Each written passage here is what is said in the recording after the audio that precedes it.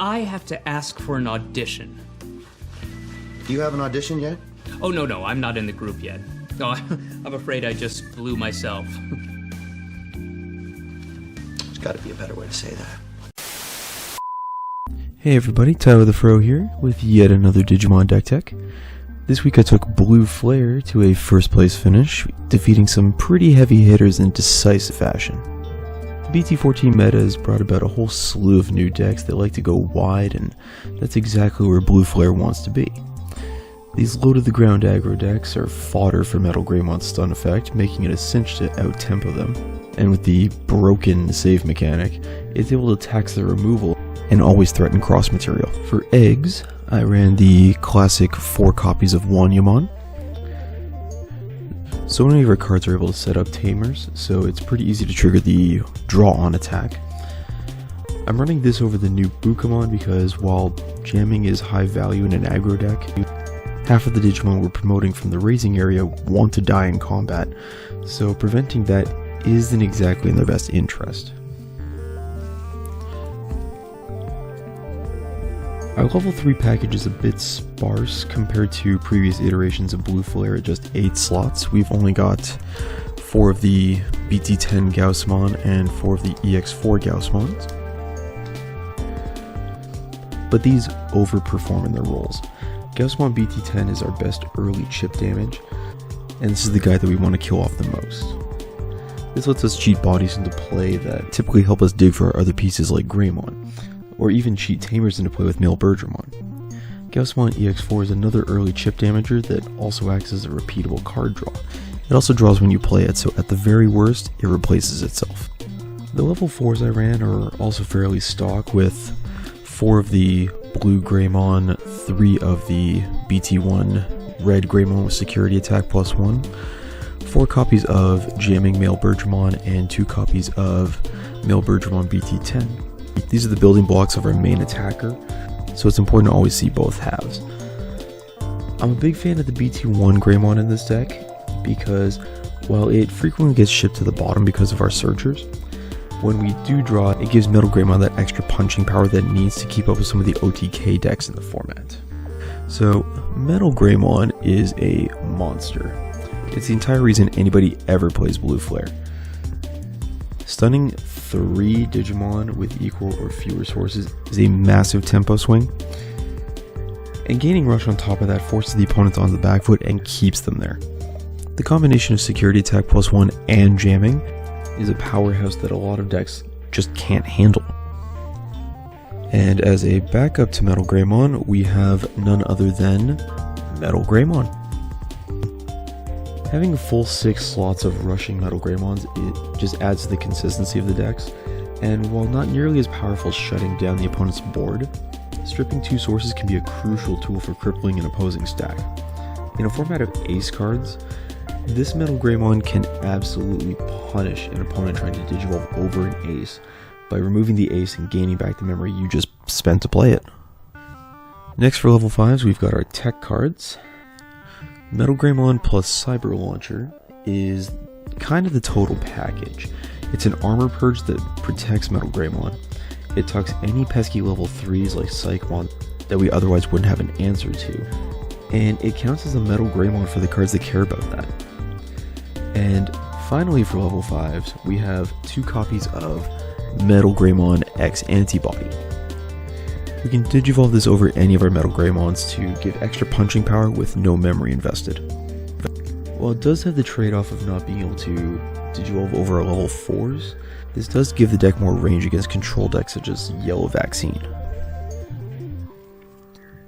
For level 6s, we have a pair of Z Greymon to act as a finisher. Once we clear out the security stack with Metal Greymon, we can digivolve into Zeeg, often for free, and close out the game.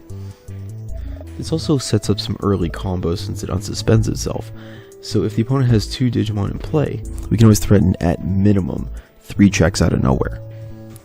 And the other level 6 that I'm running is some new tech from BT14, War Greymon.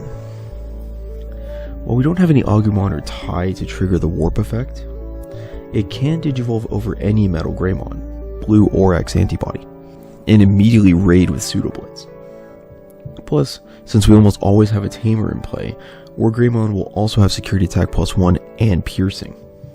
With a stack including BT1 Greymon and Metal Greymon X Antibody, we can get up to 4 checks in one shot. And unlike Red Greymon decks, we can also give our stack jamming.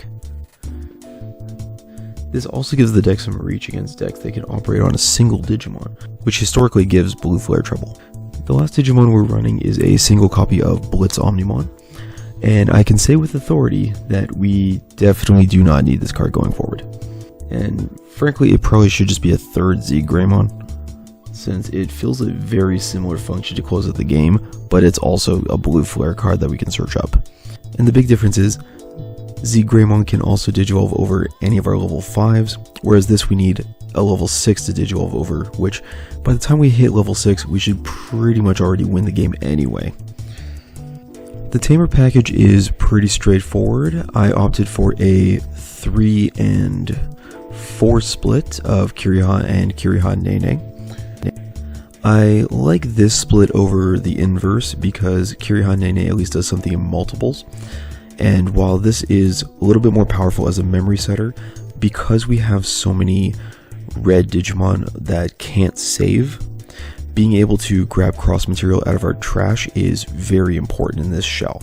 So I was finding that there were instances where I would swing in with a Metal Greymon X Antibody, they would delete it, and then I would have to spend 2 Kiriha Nenes to get both sources out of my trash, so I could set up the next Metal Greymon. As well, I'm opting for 7 Tamers over the more traditional 6 because I was noticing that I was whiffing on Blazing Memory Boost a little too much for my liking.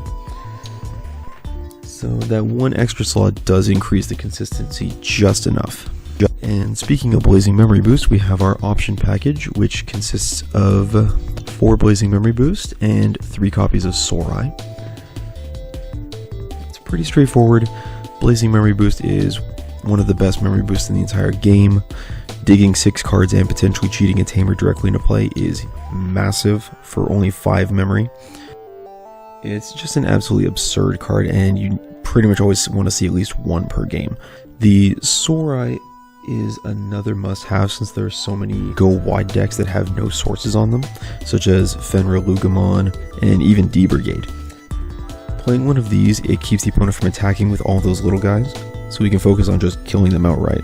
Stripping 4 sources from a single stack is huge because if they're on, say, level 6, that gets rid of 2, 3, 4, and 5. If they have no X antibodies in that stack, that's the entire stack just gone. I am only running 3 copies though, because I was finding that I was drawing too many multiples instead of Digimon that I needed to cross. So 3 is kind of a sweet spot for me right now. I could potentially go up to 4 copies by cutting the Omnimon, so that's something I'm looking into. As well, I did used to have a copy of Ice Wall in here, but as a one-off, I either never saw it, or when I did see it, I would much rather see a Sorai, because it was essentially the same effect. It does make the Mirage Galgamon matchup a little bit better, but honestly, I haven't run into that too much lately, so I'm good with where I am right now. Overall, I think Blue Flare is incredibly well positioned and underrepresented in the current meta. Stunning entire boards is difficult for a lot of decks to fight through, and the addition of red to the deck in tandem with a jamming inheritable creates devastating attacks. There are a lot of key players in the BT14 format that just get brickwalled by Blue Flare's strengths, and I don't see that changing in EX5 once Anubismon rears its head. Blue Flare is a blast to play, and I definitely recommend running it if your locals are teeming with meta decks. So this has been Tyler the Fro. Don't forget to like, comment, subscribe, do all that YouTube stuff, and I'll see you all next time.